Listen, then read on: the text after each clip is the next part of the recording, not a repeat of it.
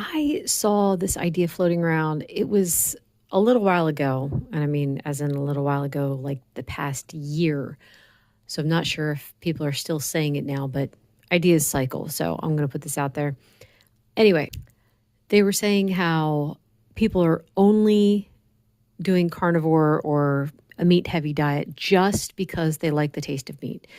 And they were saying, if we could just get them to see that vegetables can taste just as good as meat, then they would stop eating meat all the time.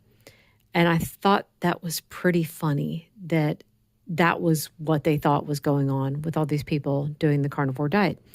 So my take on it was, yes, meat tastes good.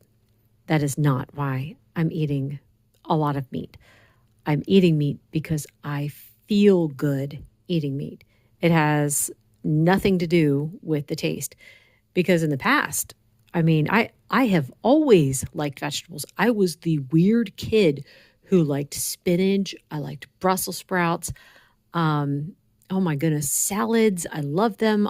I loved just about every vegetable out there.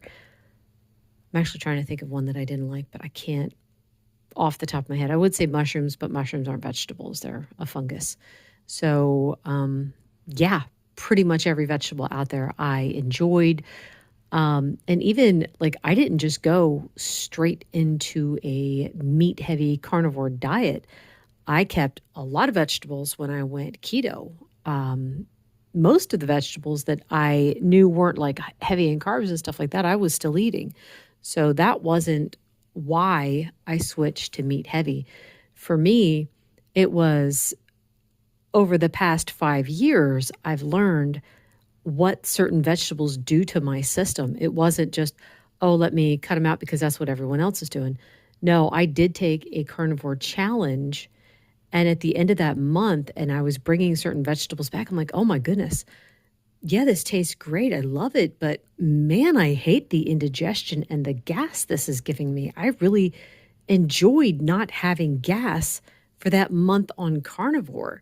So, and even then, I didn't cut them all out. I just cut out like the usual suspects. So things like broccoli and cauliflower. And then over time, I started cutting out other ones because, like, anytime I had cucumbers, I would literally be burping the cucumbers for like 10 hours. I could have them for lunch and still be burping them when I went to bed that night. So, um, let's see, that was one of the early ones to go. And then I discovered pretty much anything in the squash family, anything that's related to a cucumber.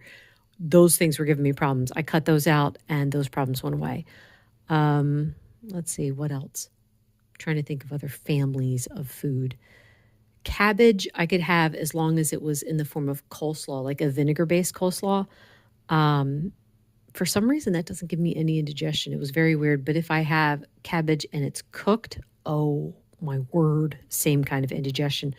Burping, indigestion, bloating, and gas. It's not fun, doesn't feel good.